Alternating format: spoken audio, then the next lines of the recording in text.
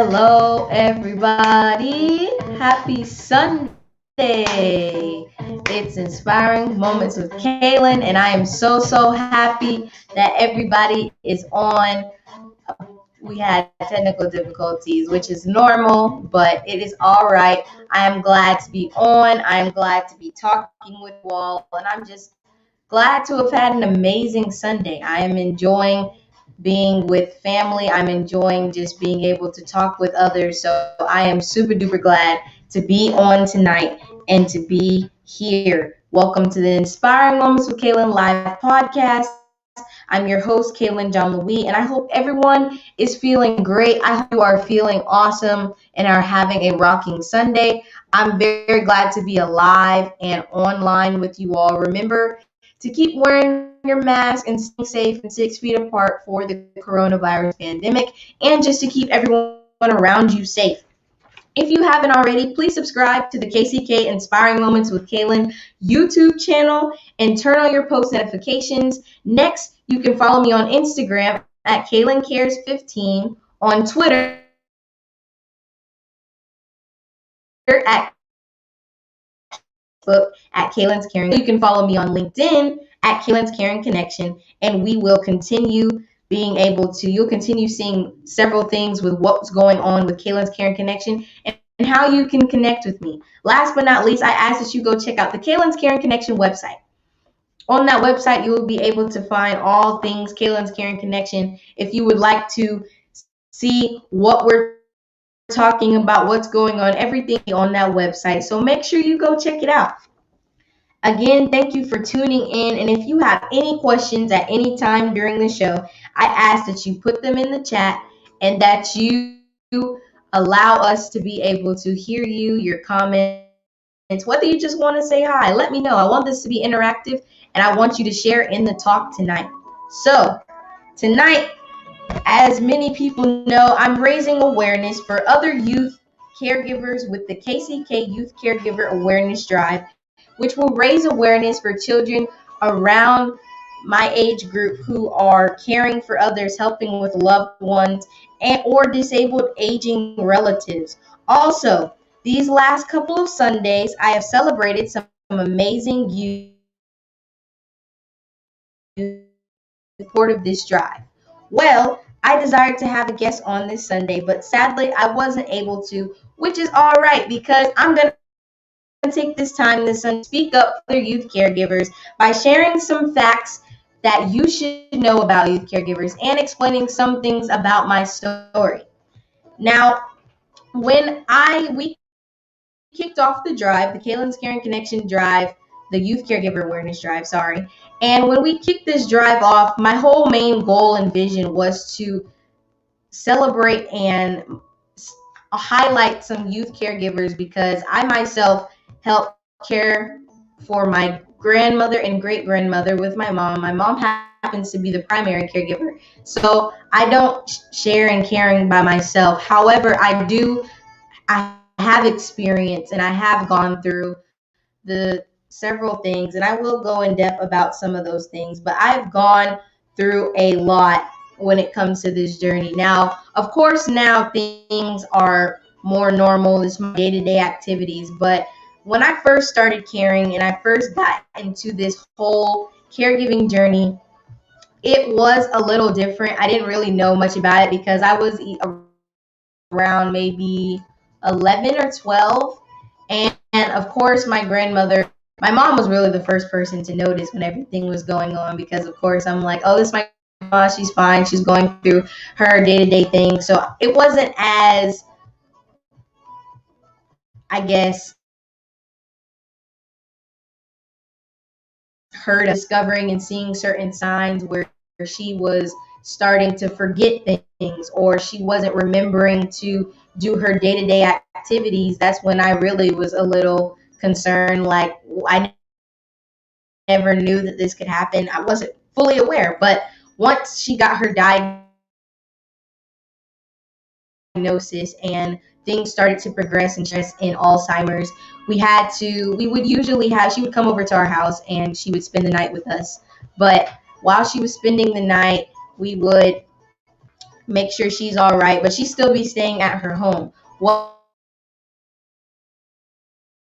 of course, with Alzheimer's and certain things, the brain is regressed. They're starting to forget more and more. So she started not to remember where she lived. She started not to remember who we were. She didn't know our name. She didn't know certain things. And so as time progressed and as she progressed in stages of Alzheimer's, we end up having to all live together and make sure that she's all right. She had to end up moving in with us so that we could care for her hand in hand. I mean, ever since when she first came to the house and she had to stay with us, I was little like new. My mama had to explain to me what Alzheimer's was. And I mean, I don't think it really sunk in and kicked in until she started living with us, because of course it was like, oh, I see it a little bit like when we're picking her up, but it wasn't like always. Because I mean, even when she wasn't staying with us, we would still go over every day, make sure she's all right, make sure she's eating, make sure she has everything, but then we would leave. So having her come into the house with us and having to see that firsthand at first was a little difficult, because it's like, this is my grandma. I mean, she started calling me some of my relatives' names, and I'm like, my name is Kayla. And so of course, when I'm younger, I didn't know how to not always respond.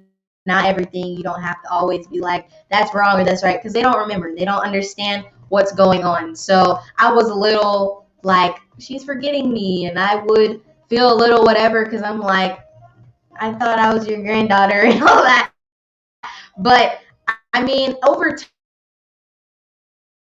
time, as I've gotten older, I see that she does remember something. Sometimes she randomly surprises me, sometimes, because a lot of times she doesn't call me by my name, which is okay, because that's a part of dementia. But when there's some few moments where she may say Kayla, and I'm just like, whoa, like, she said my name. Like, it's a little different. But I mean, it's like those moments there where she's able to be like, hey, Kaylin, or she remembers certain things and remembers I'm her granddaughter, or she has those moments where she's laughing with me, those moments where she wants to take a picture, those moments where we're just enjoying each other's company. Those are the best moments of caring, because it's like, of course you're going to have your rough moments. They're not always going to be pretty times. I mean, there's been times, of course, other people who've seen Alzheimer's, there's some times where they may try to get combative. There's some times where they just don't. It's tough because they don't remember, so they don't want to be around you. They get a little scared or worrisome because they don't know who you are, and they're like, why are you in my house, or why are you in certain places? That can be a little sad, but those moments where she's just happy, we're laughing with each other, it's awesome just to be able to see her. And like, that's my grandma. I love her to death. I love her so much. She is still an amazing woman. Besides having Alzheimer's, before she had Alzheimer's, she's the one who was caring for other people before me and my mom. So she's still inspiration to me on a daily basis to keep caring for others, keep doing things with Kaylin's Caring Connection, and keep inspiring people, because she did the same thing for other people. And I believe that's what my mom got it from. And when my mom got it from her, I ended up getting it from her as well. And so did my sister. We just all have that spirit of caring, and we all enjoy each other, and we all enjoy caring for people. So being a caregiver, everyone can say, whether you're caring for somebody with Alzheimer's or caring for somebody that doesn't have Alzheimer's, it can be stressful at times. There's times where it's even taxing, but you do it because you love the person who you're caring for. You do it because no matter what, you know that they are your family, and that you do anything to make sure they were okay. Now,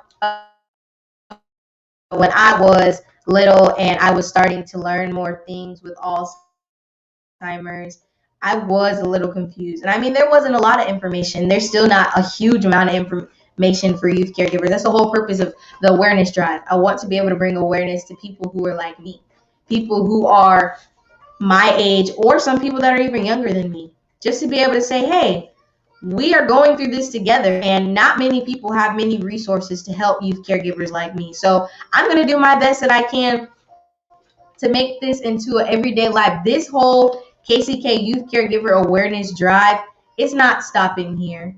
This is a constant. This is more than a drive. It's a movement. This whole me highlighting people, me talking about caregiving youth, This is a movement because I'm not going to stop here. I'm going to keep going. I'm going to keep going after this drive and showing people what caregiving looks like, because not a lot of people know that there are youth who care. Not a lot of people acknowledge that there are youth like me who care. And so I want to be able to be the voice and be able to bring other people on to share their stories so people can really see what this looks like. I mean, I sometimes, even with Alzheimer's, and you're being a secondary caregiver, when your parents a primary caregiver, like me, there's some times where I could see my mom is a little tired. I see that she needs a little bit of extra help. So I do what I can to help. She's not telling me you have to do this and you have to do that, because that's just not the type of person she is. She wants me to be able to help care, but she also knows that this is her primary thing and it's not all on me, which I totally understand. But if there are things that I can do, I help. Whether it's taking my grandmother and grandma to the restroom, whether it's helping them get ready in the morning, whether it's helping them get food in the morning, just fixing it. Because my mom, she does a lot. She's always cleaning, she's always cooking. So, I mean, I'm 15, I can help do the basic necessities and still get along. And there's a lot of things you have to juggle. I mean, I have school, I have extracurricular things, I have KCK, I have all these certain things, but I still take the chance to show care constantly to those who I look at in my life and those who I want to recognize. There's so many people that are around the world who aren't like me and who are the primary caregiver for their loved one. And so I want to just be able to commend them and say, hey, you all are doing an amazing job. It's never going to be easy. It's never going to be, you're going to have moments where you have your highs and you're going to have moments when you have your lows. But being able to come in the middle and say, wow, the fact that I was placed in this position, you can look at it from a positive or negative perspective. When I first had to start caring with my mom, I could have easily said and been like other teenagers saying, oh, this is terrible. Why does my whole life have to change? Why does it? But if only complaining would make the situation worse. If I didn't accept it, if I haven't taken an active choice every day to actually say, hey, this, I'm either going to make the life the best of what I can, or I'm going to sit here and complain. Complaining is not the right route to go. If you embrace your reality, even when you're going through hardships, going through hard times, having to be in positions that you weren't expecting. Caregiving was never something I thought I would have to endure. I mean, I care for other people. That's just the type of person I am. I have care, but I never thought I would have to care for somebody in my family. But because I do, it helps me even more because I get to see on a constant basis what caring looks like. This is what caregiving looks like. I'm so glad to be a caregiver and so glad to be a voice for my generation, for those who are youth caregivers, because we matter. Youth care too. We do things and other people go through. I'm not going to say I know everything because I don't. My story is different than somebody else's. Everybody's story is different and unique. Everybody does things differently. Other people have it rough. And I'm not going to say, because I've seen several stories. My mom and me say this all the time. There's other people who have it worse than I do, or their situation isn't as bad or as good as I am in. Everyone's story is different. So celebrating each other by all doing the same thing is an amazing thing to do. Now, that is some more about my story. And I mean, I'll get more into that next week as well. But I do want to share some facts with you all because some people don't know a lot about youth caregivers and a lot of people don't know what's going on. So let's get into it. One, not every child gets 18 years of childhood. Now you see everybody, yes, you have 18 years until you become an adult, but not every child gets 18 years. And I say that because some have to become responsible adults well before their bodies grow into maturity because they were placed in the position as a caregiver. They have to grow up. They have to take a reality check and say, hey, I'm going through school, I'm going through things, but I still have to help care for somebody. So they may have to take on jobs. They may have to take on actually having those tough conversations with the people. Like if you're a child like me who's caring for your sibling, you're going to have to talk to your siblings sometimes. If they need disciplinary action, you're the person there caring for them. You're there mentoring them. You're there trying to help them live because they're going to look back and say, you were there for me. You were there to care for me. You were the person who was guardian over me. You were the person who stepped in and said, hey, I'm going to make sure you are okay. So not every child gets 18 years of childhood. Not every child is able to live their life. That's what caregiving does. Also, while conducting research, some discovered that more than 25% of all public school children incurred adverse effects on their education as a result of caregiving. Now, that means that 25% of public schools are saying that children who are caregivers have had things to happen with their grades because of the fact that they're caregiving. They may not always have that to be able to say they don't always have time to study. They're getting home. Immediately when they get home, they're putting their stuff down. They're making sure the person is okay. I mean, me personally, of course, like I said, I'm not like everybody else. I don't have that problem when it comes to school. But there are other students and other kids who do. And a lot of teachers and staff, I feel like they should be educated to learn how to deal with that situation. Because some teachers, they say, well, I don't know what you have going on, but you still need to get it done. No ands, if, buts, or what. But you don't take the time to ask the child, are you okay?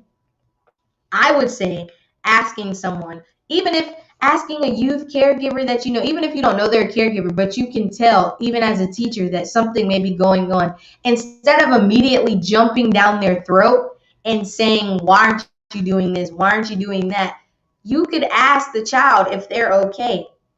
Because asking them, you can end up working out with the child who's a caregiver to talk to them and say, hey, how can we help you? How can we help you work around your schedule? You're helping care for your brother, your sibling, all these other things. How can we help you to be able to balance school and what you're doing? Because not, like I said in the beginning, not every child gets to decide. Sometimes they're just defaultly placed in that position and they can't do anything about it. Okay, because they got to keep going. We all got to keep going for each other. Another fact that I want to say is, as a youth caregiver, participation in school activities, school performances, and achievement can be affected by caregiving. Because when you're caring for somebody that you love or somebody that is going through problems, you may not have time to be able to say, ooh, I want to be in band, or ooh, I want to be a part of this club. You may want to do it, but you don't have the time. So you choose not to be socially active, or you choose not to be involved in your school because of other effects. But it's okay. That's what we're trying to find ways. That's what I with this movement is find ways that we can help young children be able to still make it, for them to know that they're not alone, that they have somebody they can look up to. We have to find ways to change the whole way.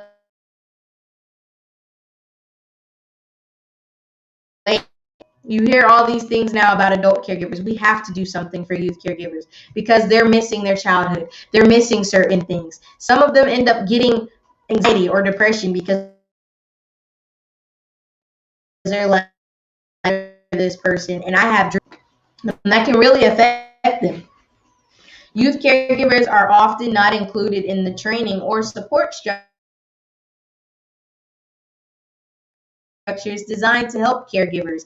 That's a major thing that we have to do. We have to work together to get differently, because we have to be able to help people. We have to be able to say, hey, we're got to teach these youth caregivers how to deal with these situations. Sometimes they may feel anxiety, or they may feel like they're overwhelmed because they don't have anybody to talk to them. We have to be able to give training to teachers, to children around them, to how to approach people. A lot of kids my age always want to make a joke on somebody, always want to do certain things. And if you make a joke about the wrong thing and touch an area or a trigger that somebody doesn't like or is tough for them, they're gonna want to react. They're gonna want to get in a fight, or they're gonna want to retaliate. We have to train each other and be able to support each other and be each other's support system.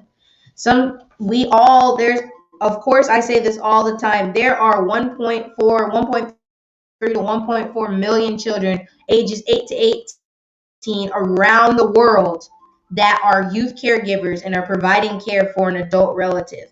72% of those people are caring for a parent or a grandparent, and 60% of those people live in the same household as their care recipient.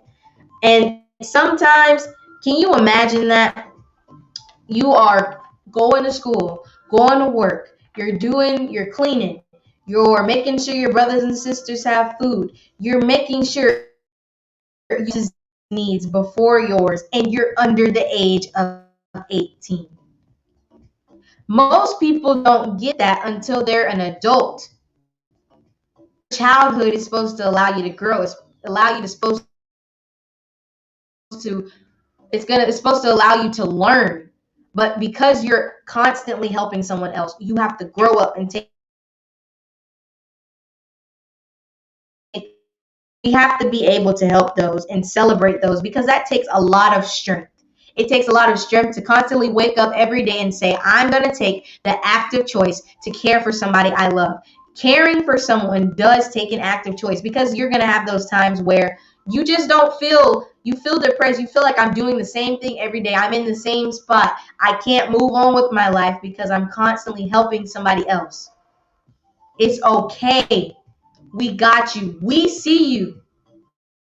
We see you caring for them, and we want to care for you. That is what I want to do for Kaylin's Caring Connection. And the last thing I just want to say is, to support youth caregivers, know that simple acts can make a big difference. By offering rescue such as son, allowing them to be able to go to church or go to a breakfast just to get out of the environment that they're constantly in, or offering someone who's a youth caregiver to cook a meal or to help with bathing their loved one or feeding their loved one. It will allow a youth to take a break and breathe. It will allow them just to be able to get a break. Me and my mom do the same thing too. Before COVID was going on, we would have people who would come give respite to us and allow us to be able to go out and get our break, because you have to have that. And there are some youth that don't get that break, so they're mentally drained. They're physically drained because they're doing stuff. So we have to do something different. We have to help these out. And that is why I decided to do the Kaylin's Caring Connection Youth Caregiver Awareness Drive. Now, this did start off as a drive, like I've been saying, but I don't want to stop raising awareness for youth caregivers. So even though we're ending this drive next Sunday, this is not a drive. This is a movement. We will continue to highlight youth caregivers and share their stories. We will continue to show their amazing sacrifice. We will continue to let people know that youth care too. And with this in mind, I have a big announcement tonight that I am super excited to share with you all. Today, I am releasing the KCK Youth Care 2 t-shirts. Now, y'all, I'm just going to let y'all see this. This t-shirt is fire. On the shirt, it says Youth Care 2. We see you. You care for others. We care for you. These shirts are now available for purchase on the Kaylin's Caring Connection website. The proceeds from the sale of the t-shirts will go towards our ongoing efforts to honor youth caregivers. We're going to keep celebrating them because we want them to always know, not just from this drive, not just from next week. We want them to always know from us that we see them, we care about them, we care for them, and while they care for others, we care for them. So the shirts are $12 and they are available for youth and adults. Once you available for youth and adults, the sizes from small all the way up until extra large are $12, but if you go past that, then they will be $15. But these shirts will be helping other people. Once you go on the website, you can see it's not just this color. We got a couple other tight colors because these shirts are part of the movement. We are moving We are saying that we care for others, and we're going to keep raising awareness for youth like me and for other people to allow them to know that we see them. So these are on. I'm telling you, you want to get you one of these. They are so awesome. I love them so much. And my mom put all of these together. My mom does so much, so much for me and for Kaylin's Caring Connection. And so y'all go ahead and get these shirts. Again, they're $12. They're available for youth and for adults. So if you want to get one for your child and want to get one for you as well, you can do so, and make sure that you just enjoy them. You wear them, because when you're wearing this shirt, it's not just to wear. You're wearing it because you're a part of the movement and you're a part of making a difference with Kaylin's Caring Connection. Now, before I get off, I want to give you a reminder about the KCK Youth Caregiver Awareness Drive that is going on. We are honoring outstanding youth caregivers who help care for loved ones, disabled parents, siblings, and others. Along with stories and sharing facts, we also have the KCK Youth Caregiver Award. That is a part of this drive.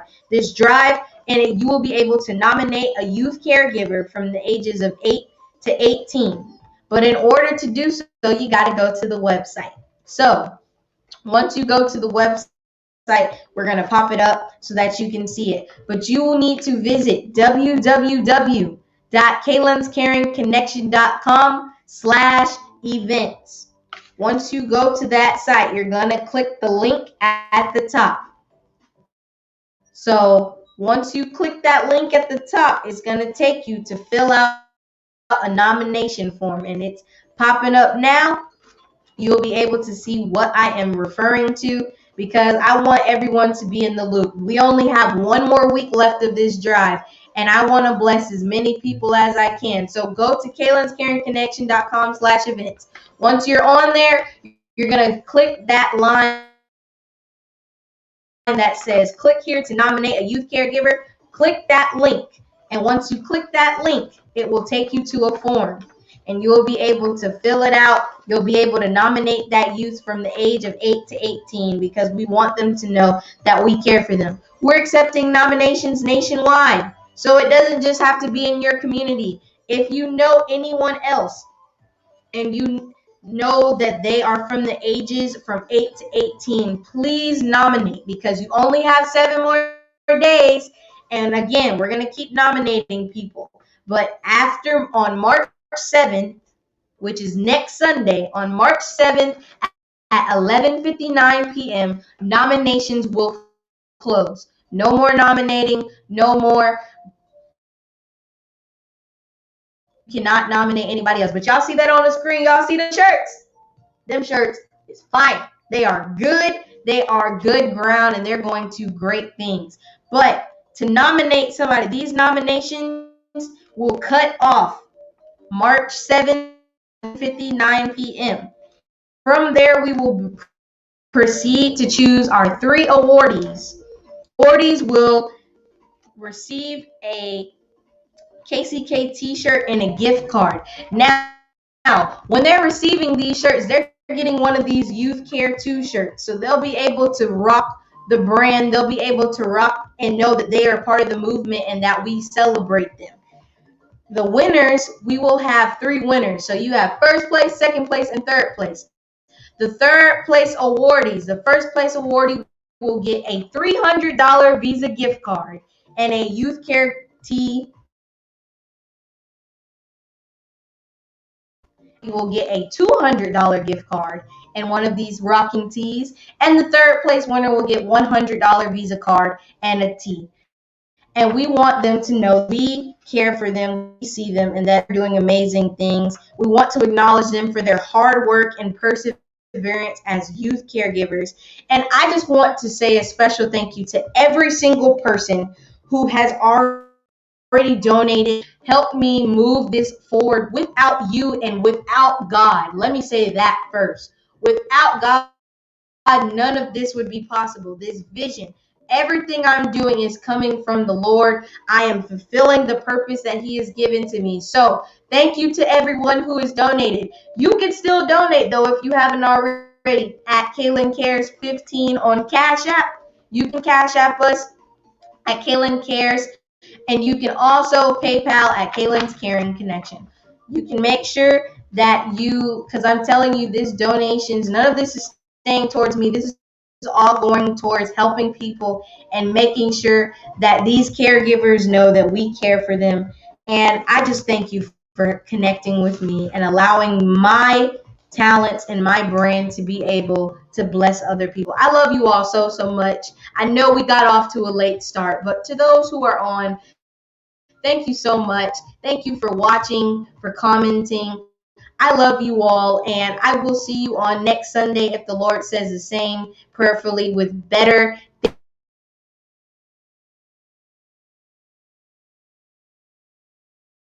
things going.